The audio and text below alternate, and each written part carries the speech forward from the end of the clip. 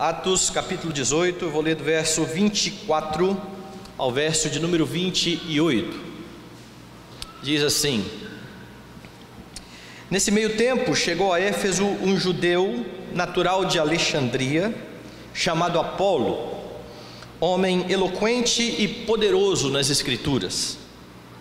Era ele instruído no caminho do Senhor e, sendo fervoroso de espírito, falava e ensinava com precisão a respeito de Jesus, conhecendo apenas o batismo de João. Ele, pois, começou a falar ousadamente na sinagoga. Ouvindo, porém, Priscila e Áquila, tomaram-no consigo e com mais exatidão lhe expuseram o caminho de Deus. Querendo ele percorrer a Acaia, animaram-no os irmãos e escreveram aos discípulos para o receberem. Tendo chegado, auxiliou muito aqueles que mediante a graça haviam crido, porque com grande poder convencia publicamente os judeus, provando por meio das Escrituras que o Cristo é Jesus. Vamos orar. Amado Salvador e Redentor das nossas almas, nós adoramos o teu santo nome, bendizemos o Senhor na beleza da tua santidade. Somos gratos pela convocação do Senhor para que a tua igreja se reúna em tua presença no dia do Senhor. Agradecemos porque, por meio de Jesus Cristo, o nosso amado Salvador, podemos nos apresentar diante do Senhor, podemos ser recebidos e aceitos, não por causa dos nossos méritos, não por causa de merecermos algo da parte do Senhor, mas exclusivamente pelos méritos do nosso Salvador, Jesus Cristo. Que nesse momento a palavra do Senhor seja pregada com fidelidade, e que o Senhor venha instruir o nosso coração para a tua própria glória, em nome de Jesus, amém.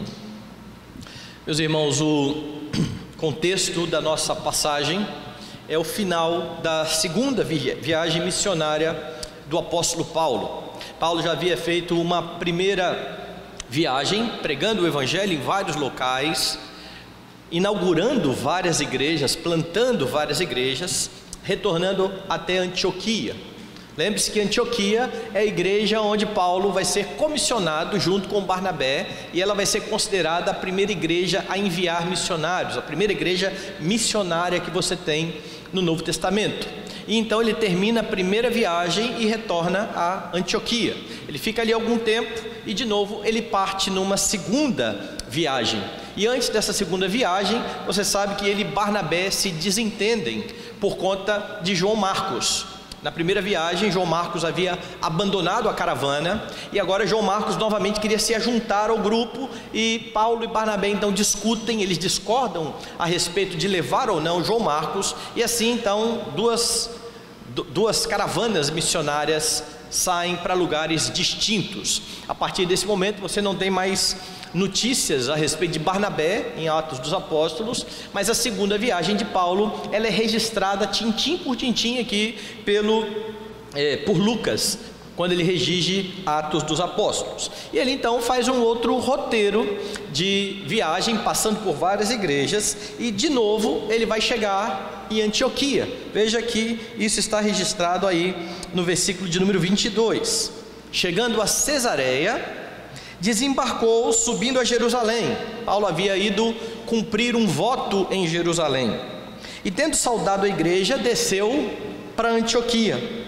Havendo passado ali algum tempo, saiu atravessando sucessivamente a região da Galácia e Frígia, confirmando todos os discípulos. E Lucas registra de forma bastante sucinta aqui o fim da segunda viagem. No versículo 23 você tem somente a informação de que Paulo passou ali algum tempo.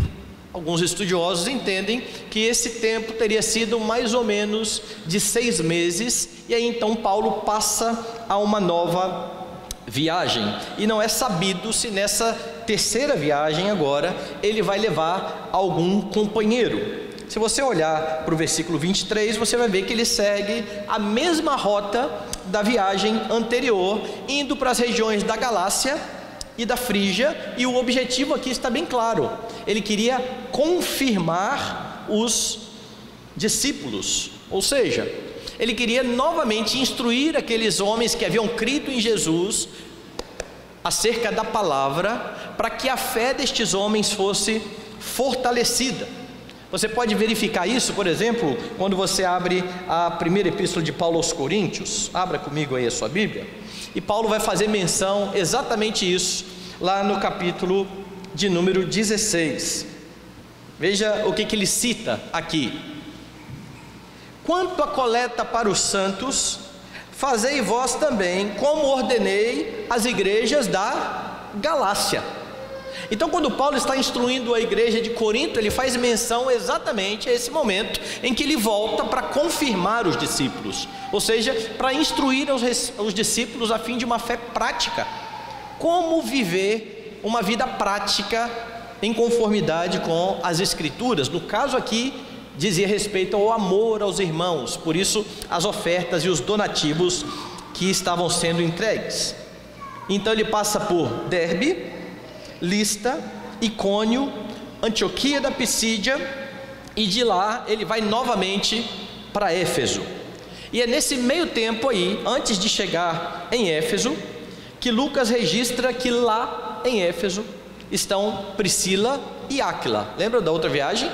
Foi lá em Éfeso que Paulo encontrou os dois. Priscila e Áquila estão em Éfeso, e lá em Éfeso eles encontram com um judeu chamado Apolo, um judeu de Alexandria, que segundo Lucas pregava a palavra de Deus. E é sobre isso que você aprende nesse texto. Nesse texto você aprende sobre a proclamação do Evangelho. Veja o que você pode aprender aqui sobre isso, sobre a proclamação do Evangelho. Você aprende que para proclamar o Evangelho é necessário conhecimento e ousadia. Veja como que Lucas vai descrever isso aqui a partir do verso 24. Nesse meio tempo, chegou a Éfeso um judeu natural de Alexandria, chamado Apolo, homem eloquente e poderoso nas Escrituras. Lucas registra o local de onde Apolo era, Alexandria, e diz: este homem chegou a Éfeso.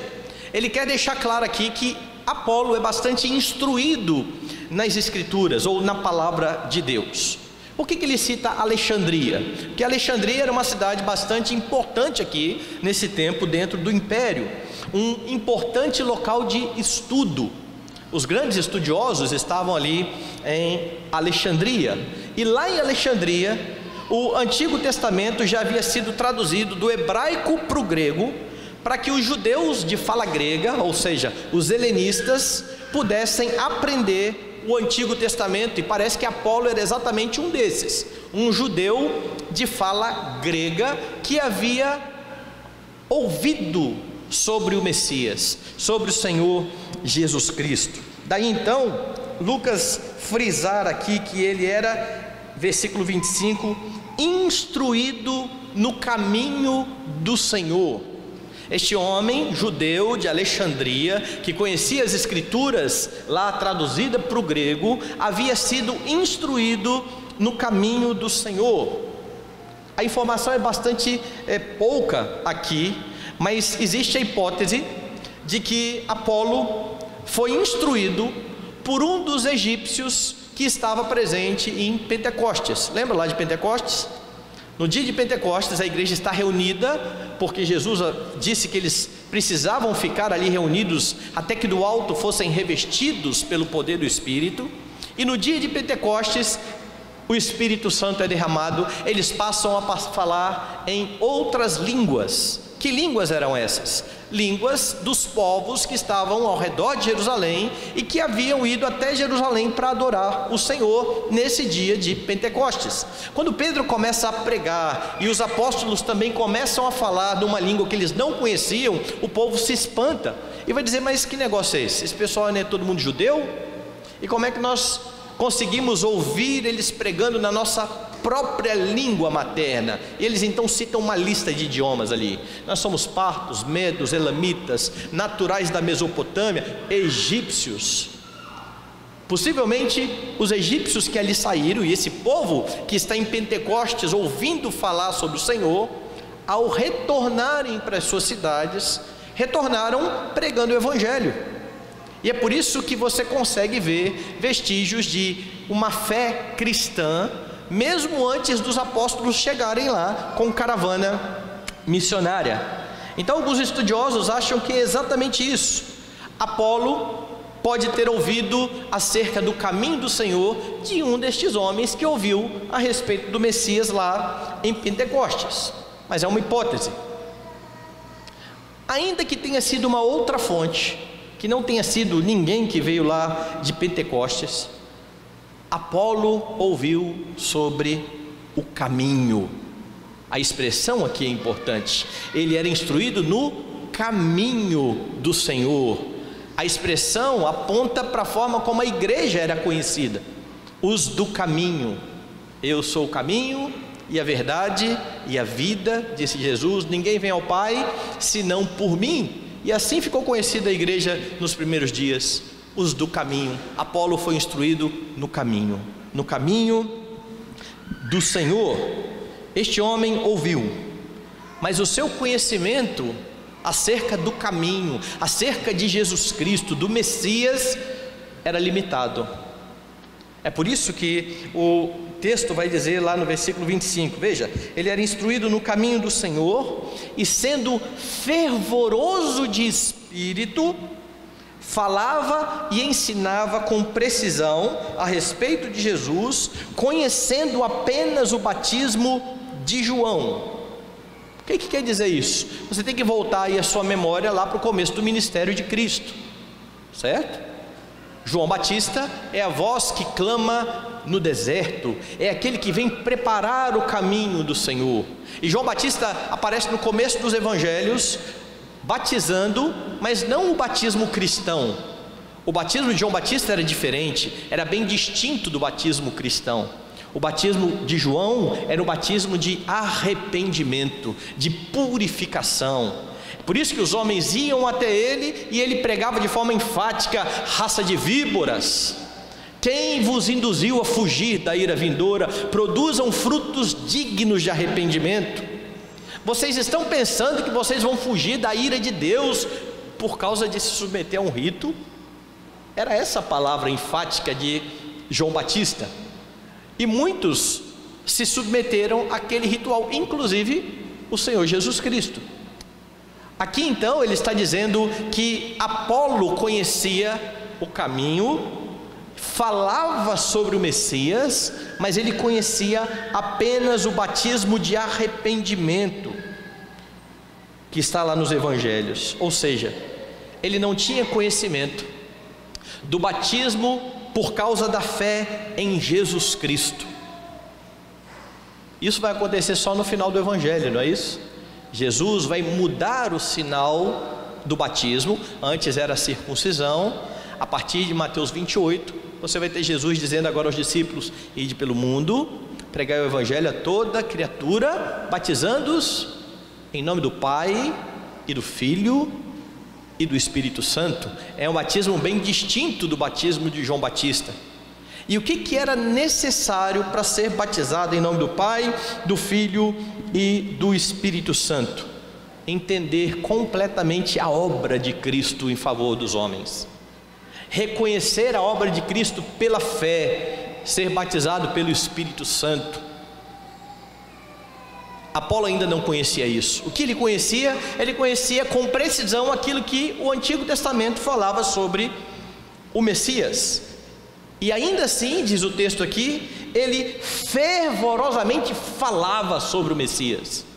E a ideia de fervorosamente aqui é zelo pelo que é bom.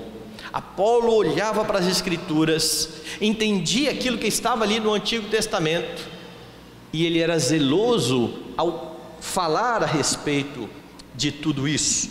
É isso que está aí no versículo 25.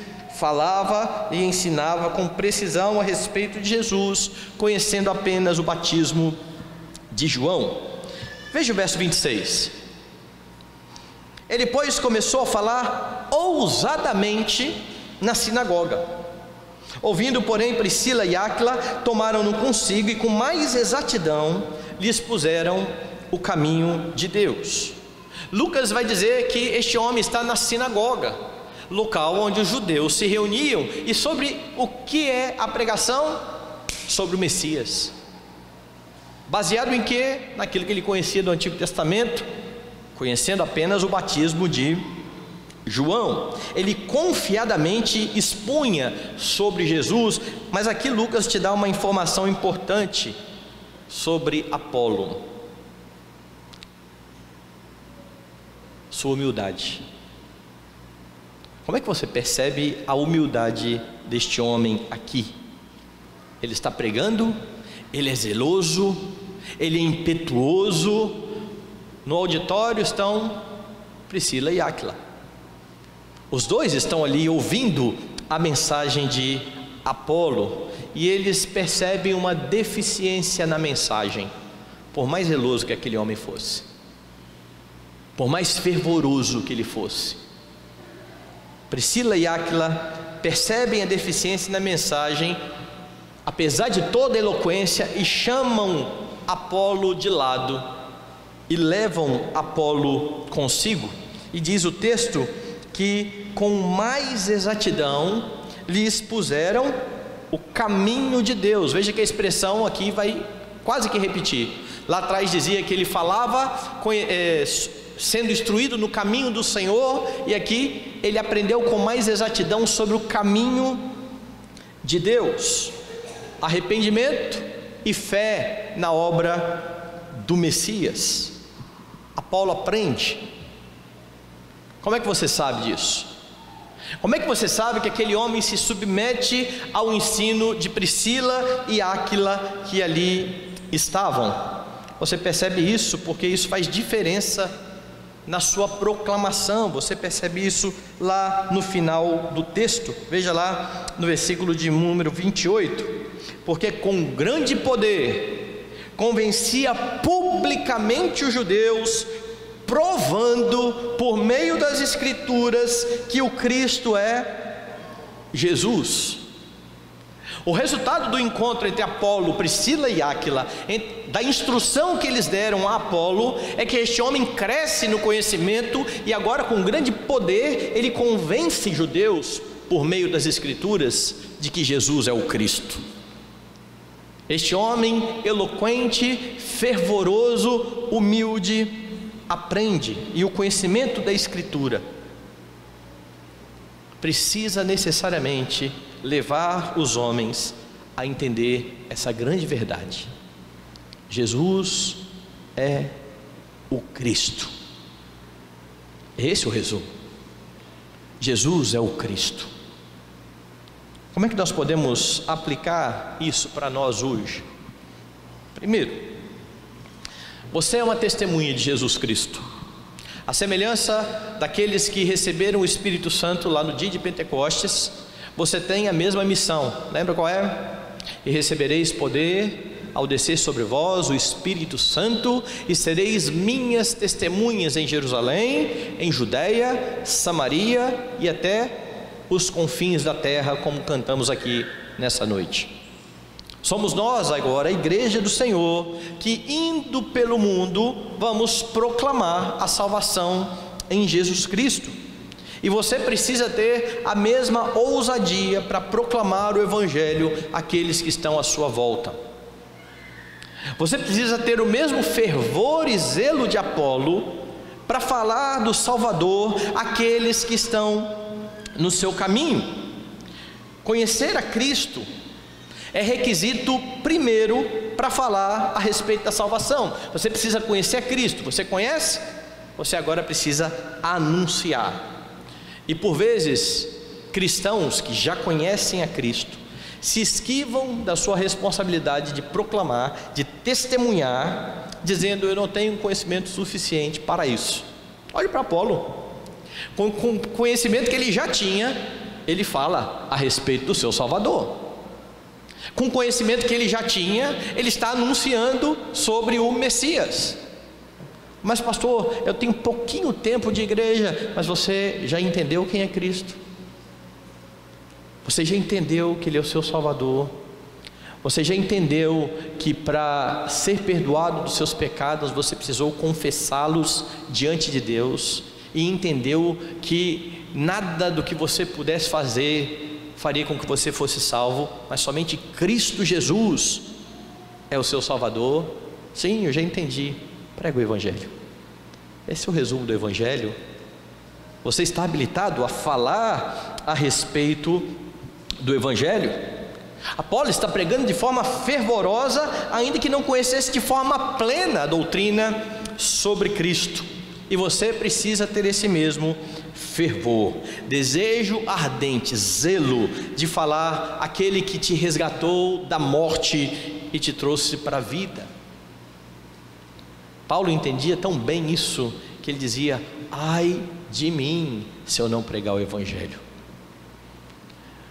E o mais curioso nisso tudo, irmãos, é que o homem naturalmente, ele gosta de contar novidades. Já repararam isso? Você assiste um filme, você gosta, você quer contar para alguém, não vê a hora. Encontra alguém: rapaz, fui no cinema, olha que filme, você precisa lá ver. Ou você conheceu um restaurante novo, um lanche novo. De vez em quando os meninos estão aí com o negócio de lanche novo, né? Os caçadores de lanche. Encontramos um lanche agora, esse é o lanche. Você conheceu a novidade, você quer falar a respeito da novidade. O tempo todo você quer contar alguma coisa para alguém. Agora, antes do culto, estávamos aqui, as crianças estavam ali, as meninas, e estava só eu e o Felipe aqui. Ele tinha dito que queria aprender a tocar bateria. Aí eu sentei ele no meu colo e fui tentar ensinar ele um pouquinho ali o negócio de ritmo. E ele não se conformou de estar sozinho aqui. As meninas estão tudo lá, ele falou assim: ei gente, olha aqui. Ele quer mostrar, ele está aprendendo uma coisa nova, ele precisa mostrar. Nós somos naturalmente assim. E por que nós nos esquivamos tanto de falar do Evangelho? Ah não, mas eu ainda não estou preparado, eu ainda não conheço tanto. Olhe para Apolo. Aquilo que você já aprendeu sobre Cristo, a diferença que isso fez na sua vida, isso precisa ser proclamado e anunciado. Mas tenha humildade como Apolo, reconhecendo limitações. Reconhecer limitações é diferente de se esquivar de pregar. Reconhecer limitações é: eu vou pregar o que eu sei, mas eu preciso ainda conhecer muito mais. E estude. E saiba com mais precisão, dedique-se ao estudo completo das Escrituras, a fim de conhecer cada dia mais a respeito do Senhor Jesus Cristo. Esse conhecimento se iniciou quando você creu, e ele só vai ter fim no dia que você ou morrer ou Jesus voltar. Ninguém conhece a ponto de dizer: eu já cheguei num patamar que eu não tenho mais nada para conhecer sobre Cristo. Acabou. Tudo agora que você me falar eu já sei. O conhecimento de Cristo, ele vai crescendo cada dia mais até o dia final. Então dedique-se a isso. Conheça o Redentor bendito que é anunciado na palavra de Deus, para que você possa com zelo falar a respeito da salvação. Mas outra implicação a respeito do que foi exposto aqui é que cristãos mais maduros precisam estar dispostos a instruir aqueles que estão começando na fé. Não é isso que você vê aqui?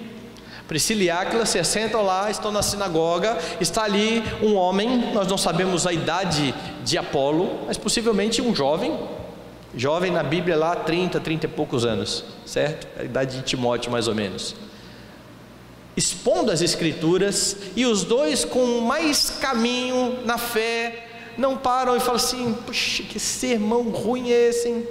Viemos aqui para escutar isso. Eles percebem o zelo daquele homem, eles chamam aquele homem, eles não jogam um balde de água fria dizendo: rapaz, para de falar porque você não está com nada. Não, eles chamam ele para junto de si e explicam com mais exatidão: olha, boa sua mensagem, mas você precisa conhecer um pouco mais, você precisa caminhar um pouco mais. E é assim que aqueles que estão há mais tempo na fé precisam tratar aqueles que estão chegando na igreja com toda a vontade, com todo o fervor, ao invés de desanimá-los, trazer para junto de si. Venha para cá, vamos estudar um pouco mais. E se é preciso humildade por parte daqueles que estão começando a caminhada cristã, é preciso paciência e zelo daqueles que já estão mais tempo na caminhada, daqueles que já estão há mais tempo conhecendo as verdades do Evangelho. Deixa eu fazer uma ponte aqui sobre um tipo específico de doutrina dentro do meio evangélico, que é a teologia reformada. Até pouco tempo atrás, o que era a teologia reformada no Brasil? Ninguém sabia. Mal as pessoas sabiam o que eram 5 solas, o que eram 5 pontos do calvinismo, mas aí a doutrina foi sendo conhecida, alguns começaram a estudar um pouquinho mais, e eles não têm paciência para conversar com as pessoas, distratam, brigam, xingam, chamam de herege, de falso profeta, e esquecemos que até pouco tempo atrás nós também não conhecíamos.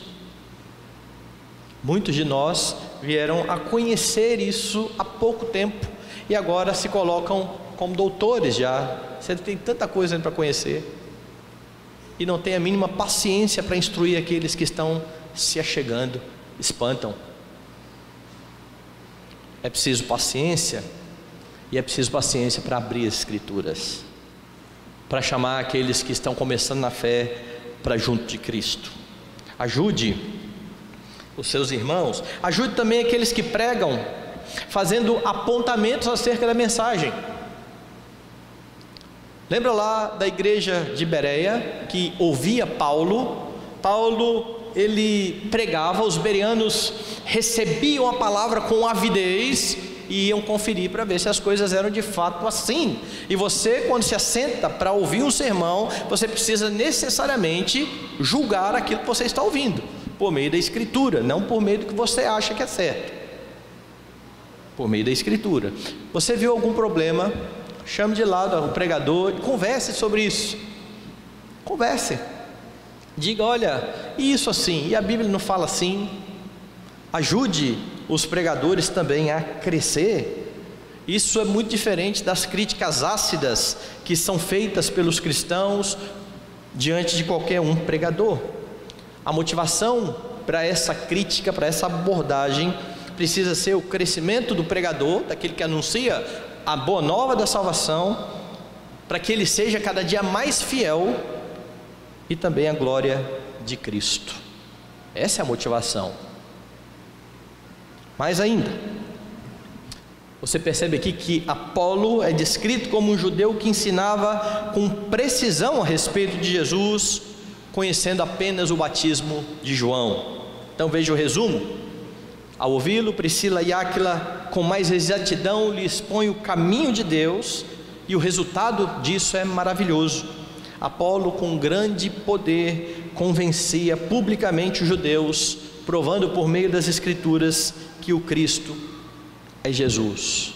Pregadores precisam ter a mesma humildade de Apolo, ouvir e considerar, se for o caso, críticas a respeito das suas exposições, e se isso acontecer, o resultado é maior crescimento, uma pregação cada vez mais fiel, cada vez mais consistente com a verdade do Evangelho, uma igreja cada vez mais edificada e um Deus cada vez mais glorificado. Porque se a pregação tem por alvo a glória de Deus, após qualquer crítica haverá crescimento. Se a pregação tem por alvo a glória do pregador, qualquer crítica vai ser desprezada. Eu não tenho nada a aprender com você. A pregação, a proclamação do Evangelho exige conhecimento, exige ousadia e também humildade. Mas volte para o texto. A pregação do Evangelho é necessária para a conversão e edificação dos crentes. Você percebe essa verdade de forma inequívoca aqui nesse texto. Você sabe que o ministério de pregação e ensino do apóstolo Paulo, ele teve bastante ênfase. E aqui o versículo 23 aponta para esse ministério de ensino e de edificação. Veja lá, versículo 23. Paulo, havendo passado ali algum tempo, saiu, atravessando sucessivamente a região da Galácia e Frígia, confirmando todos os discípulos. Paulo chegava nas cidades, ia para a sinagoga, pregava, proclamava o Messias, muitos criam, estes que criam formavam igrejas, e Paulo passava ali algum tempo fortalecendo, instruindo, fazendo com que aqueles irmãos crescessem na fé. É isso que você tem aqui. Mas você vê essa realidade em outro texto. Volte aí as páginas da sua Bíblia lá para o capítulo 14. Lá no capítulo 14 você tem de novo versículo 19. E aqui é mais interessante ainda, porque o texto diz: sobrevieram porém judeus de Antioquia e Icônio, instigando as multidões e apedrejando a Paulo, arrastaram-no para fora da cidade, dando-o por morto. Nesse momento, a perseguição contra Paulo foi tamanha, que o pessoal falou assim: morreu, acabou. Mas veja o restante. Rodeando, porém, os discípulos, levantou-se, e ele não sai correndo, ele não foge, entrou na cidade. No dia seguinte partiu com Barnabé para Derbe, e tendo anunciado o evangelho naquela cidade e feito muitos discípulos, voltaram para Listra, Icônio e Antioquia, fortalecendo a alma dos discípulos, exortando-os a permanecer firmes na fé e mostrando que através de muitas tribulações nos importa entrar no reino de Deus. Você quer um texto que dá maior ênfase a esse ministério de Paulo? A despeito de correr o risco de morrer, ele não importa com isso.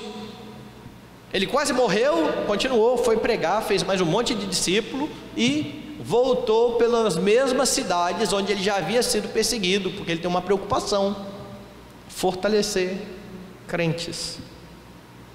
Como é que se fortalece a igreja? Ensinando a palavra de Deus. Não há outra forma.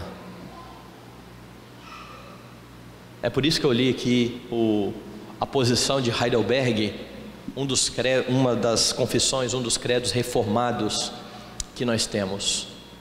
A pregação ela é bastante enfatizada pela teologia da reforma. É o meio em que Deus chama pecadores ao arrependimento. É o meio em que o Senhor Jesus Cristo faz com que a sua igreja cresça na graça e no conhecimento do Senhor. Não há outro meio. Às vezes o povo que enfatiza outras formas, teatro, música, pregação da palavra. É isso que você vê o tempo todo em Atos dos Apóstolos. Então veja Paulo em sua ênfase aqui, no ensino e na proclamação, e você vê essa realidade e essa ênfase também no ministério de Apolo. Volte lá então para Atos 18. Lá da sinagoga, nós já lemos o texto, mesmo antes de ser instruído com mais exatidão a respeito de Jesus, ele já falava ousadamente sobre Jesus. Ele queria levar os judeus da sinagoga a entenderem que ali estava o Messias. Depois ele é instruído com mais exatidão por Priscila e Áquila, e aí ele tem um desejo. Veja lá no texto, versículo de número 27. Querendo ele percorrer a Acaia, animaram-no os irmãos e escreveram aos discípulos para o receberem. Tendo chegado, auxiliou muito aqueles que mediante a graça haviam crido. Apolo foi chamado, foi ensinado, e o coração ainda ardeu com mais vontade de sair e pregar. Ele quer ir agora para a região da Acaia. Ele vai chegar em Corinto.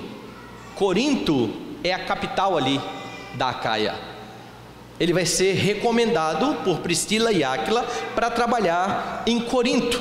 E Lucas diz aqui que ele auxiliou e muito a igreja de Corinto. Você tem dúvida da influência que Apolo exerceu em Corinto? Você tem alguma dúvida de como o ministério de Apolo impactou a igreja dos coríntios? Se você tem, vamos lá na primeira carta aos Coríntios. Abra comigo. 1 aos Coríntios, logo no início. Você se lembra do porquê de Paulo ter escrito a carta à igreja de Corinto? Lá no capítulo 1 você tem o seguinte: Paulo, capítulo 1: chamado pela vontade de Deus para ser apóstolo de Jesus Cristo, e o irmão Sóstenes, a igreja de Deus que está em Corinto, aos santificados em Cristo Jesus, chamados para ser santos, com todos os que em todo lugar invocam o nome de nosso Senhor Jesus Cristo, Senhor deles e nosso. Graça a vós outros e paz, da parte de Deus nosso Pai e do Senhor Jesus Cristo. Então Paulo vai falar o tempo todo a respeito de Cristo. Vai dizer que a palavra da cruz é loucura para os que se perdem, mas para os que são salvos, poder de Deus. Mas Paulo vai dizer no capítulo 2, veja lá: eu, irmãos, quando fui ter convosco, anunciando-vos o testemunho de Deus, não fiz com ostentação de linguagem ou de sabedoria, porque decidi nada saber entre vós, senão a Jesus Cristo e este crucificado. E foi em fraqueza, temor e grande tremor que eu estive entre vós. Paulo vai dizer que enquanto ele esteve em Corinto, ele pregou bastante a palavra de Deus, e agora ele estava de novo escrevendo aqueles irmãos, porque estes irmãos estavam se portando como a carnais. É isso que está no capítulo 3. Eu, porém, irmãos, não vos pude falar como a espirituais, e sim como a carnais, como a crianças em Cristo.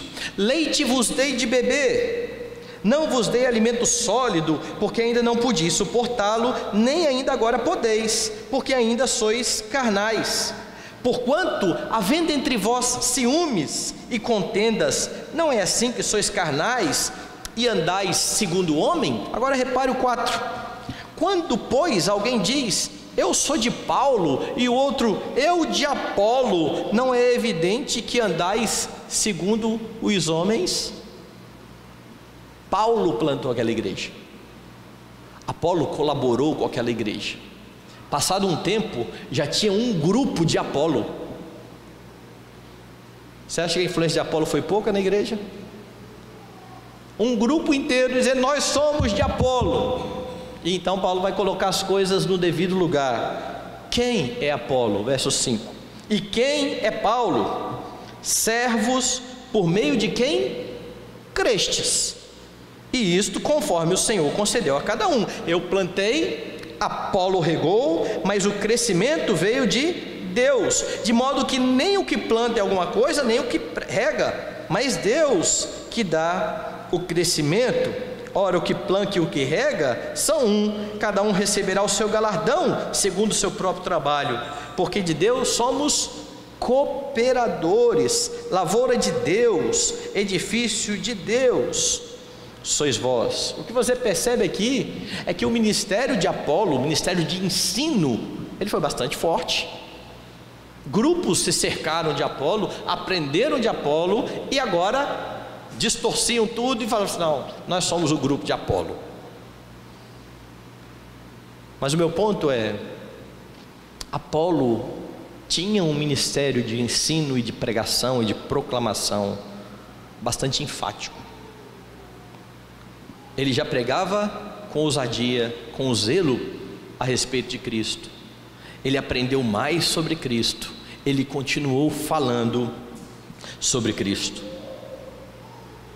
O Evangelho é necessário para a conversão e para a edificação dos crentes.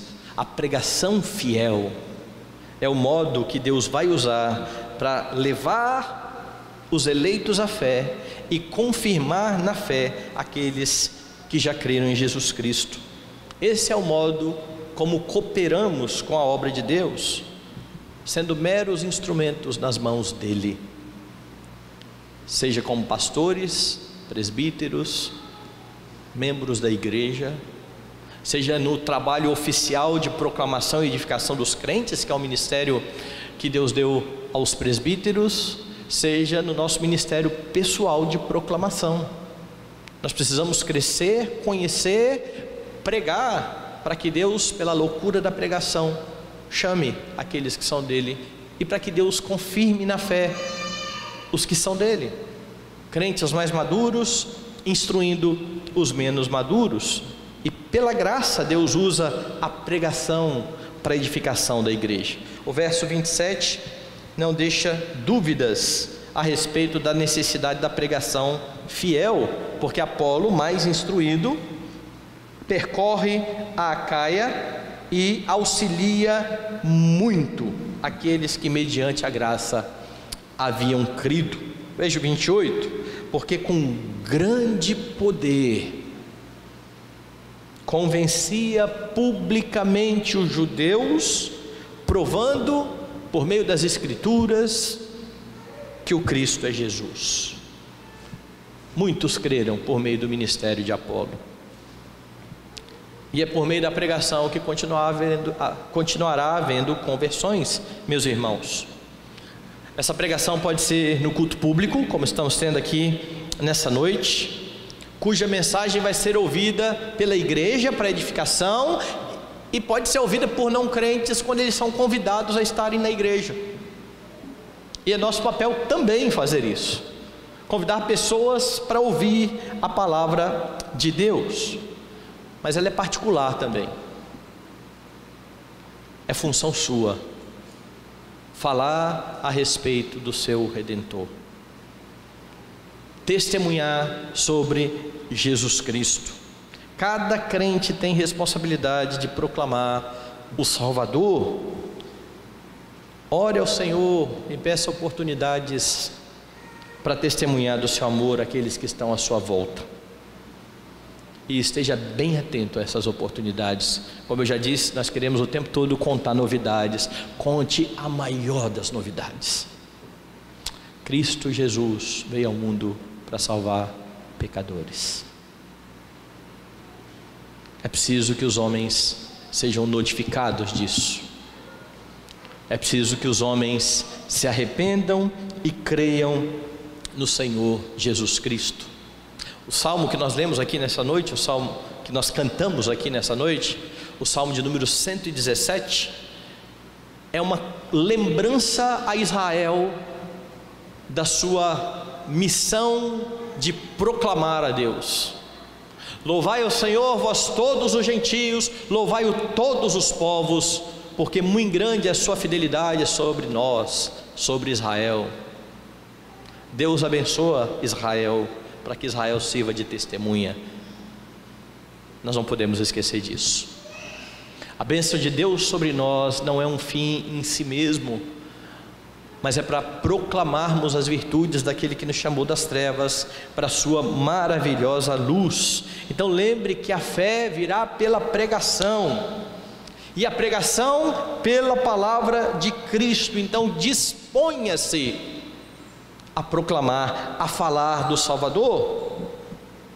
É a proclamação e o ensino que vai ser um instrumento também para a nossa edificação. Portanto, aproveite as oportunidades em que a igreja se reúne para estudar. Às vezes a igreja está estudando quarta-feira e o crente está em casa assistindo televisão. É claro que eu estou excluindo aqui os que estão estudando, tem compromisso com a faculdade, tem compromisso com o trabalho, mas às vezes o crente não está fazendo nada. Há uma oportunidade de estudo, vá. Os jovens vão se reunir, vá. As mulheres se reuniram à tarde, vá. Onde a palavra estiver sendo estudada coletivamente, vá. A palavra é para edificação sua. O seu crescimento depende disso. Deus concedeu dons à igreja para que ministremos uns aos outros e haja crescimento do corpo, fortalecimento do corpo, para que não sejamos levados por ventos de doutrina. Então não deixe de aproveitar esses momentos. Sobretudo, não deixe de aproveitar o dia do Senhor. Dia em que a igreja se reúne pela manhã para estudar a palavra, dia que a igreja se reúne à noite para prestar o culto devido a Deus e ouve a pregação da palavra. Não deixe de estar dedicando esse dia ao Senhor. E lembre-se, a pregação que edifica os crentes tem por alvo maior exaltar a Jesus Cristo. Nós estamos vivendo um tempo terrível. Eu havia preparado o sermão e colocado aqui algumas aplicações, e hoje um rapaz que eu conheço me mandou um vídeo que eu já conhecia, mas que eu tinha esquecido, de um pastor batista, Paul Washer, falando a respeito da nossa cultura de celebridades e de como nós começamos a cultuar celebridades no meio reformado. O pastor fulano, o pastor cicrano, o pastor beltrano. E ele dizia lá, pregar em conferência é muito fácil, difícil é pregar para você na sua igreja. E ele falava, os crentes enfatizam tantos pregadores, mas não oram pelo que dá alimento dominicalmente para eles, a cultura de celebridades. E o que acontece no meio dessa cultura de celebridades? Se você fala e critica alguma posição de algum pregador, você está arriscado a apanhar. Você pode criticar Jesus, falar mal da doutrina, e o pessoal não está nem aí para você. Mas se você falar que um pregador pode estar equivocado, e se ele for celebridade, acabou sua vida. Você está desdenhando porque você tem inveja, porque você queria estar lá. Nós estamos enfatizando muito os pregadores. A mensagem aponta para Cristo e não para o pregador. Vamos lá na igreja, você vai gostar demais de ouvir o pastor fulano. Não. Nós precisamos ouvir sobre o Cristo que o pastor fulano prega. Há uma história de Spurgeon que é exatamente assim. Alguém convidou um amigo para ouvir Spurgeon, dizendo, vá lá, e enfatizou tanto as qualidades de Spurgeon, que de fato ele tinha. E aí quando a pessoa saiu muito bom, foi maravilhoso. Eu falei, não falei que ele era bom? Eu falei, não, eu estou falando do Jesus que ele pregou. É Cristo quem deve aparecer, é Ele quem deve ser exaltado. Agora esse erro é antigo, porque em Corinto 2 grandes pregadores começaram a ser três. Eu sou de Paulo, eu sou de Apolo, eu sou de Cefas, eu sou de Pedro. Pelo menos 3 grupos. E o grupo pior da igreja, que não queria se comprometer com isso, tu dizia, eu sou de Cristo. Aquilo lá não era humildade não, aquilo ali era orgulho. Esse erro, ele é antigo, e nós não podemos cair nele, porque, irmãos, por mais que a retórica seja importante, e é bom ouvir pessoas que têm uma boa oratória, uma boa retórica, isso não é suficiente. Cristãos não podem estar empolgados com pregadores de retórica excelente, mas de conteúdo pobre que não aponta para Cristo. Por melhor que seja o expositor, se a mensagem não chegou em Cristo, não proclamou a Cristo, não honrou a Jesus Cristo e não fez com que os homens olhassem para Cristo, esqueça a mensagem, porque o Evangelho diz respeito a uma pessoa, um Salvador, um Redentor que salva a sua igreja. O texto ensina então sobre a pregação do Evangelho. A pregação exige conhecimento e ousadia, também humildade. Você é chamado para com ousadia proclamar o seu Salvador. Então procure conhecer cada vez mais o seu Salvador. O Evangelho é uma pessoa, Jesus Cristo, e a boa nova de salvação é acerca do que Ele fez para que homens que estão afastados de Deus possam ser justificados mediante a fé e ser recebidos por Deus. Seja ousado, não cesse de conhecer. A pregação é necessária para a conversão e edificação dos crentes, então não deixe de falar àqueles que estão à sua volta, Os homens precisam conhecer o Evangelho para ser salvos. Falha tempo, falha fora de tempo, falha aos seus parentes, falha aos seus amigos, aos vizinhos, e quantos o Senhor colocar diante de você. Ajude irmãos a crescer no conhecimento de Cristo Jesus. Venha participar dos momentos em que a palavra está sendo estudada, porque você só vai conseguir viver de um modo agradável diante de Deus à medida em que você cresce no conhecimento de Cristo. Ele vai ser mais exaltado à medida em que for conhecido, crido, honrado com as ações daqueles que foram resgatados pela sua graça. A vida abundante que Jesus tem para nos dar, a boa vida que nós temos estudado na escola dominical, passa pelo conhecimento completo de Cristo, como revelado nas Escrituras, porque foi Ele que disse: quem crê em mim, como diz a Escritura, do seu interior fluirão rios de água viva. É isso que vai trazer a você consolo, é isso que vai trazer a você amparo, é isso que vai trazer a você segurança, é isso que vai dar a você vontade de continuar a caminhar. Conheça o Salvador, que afirmou de forma bem categórica: sem mim nada podeis fazer.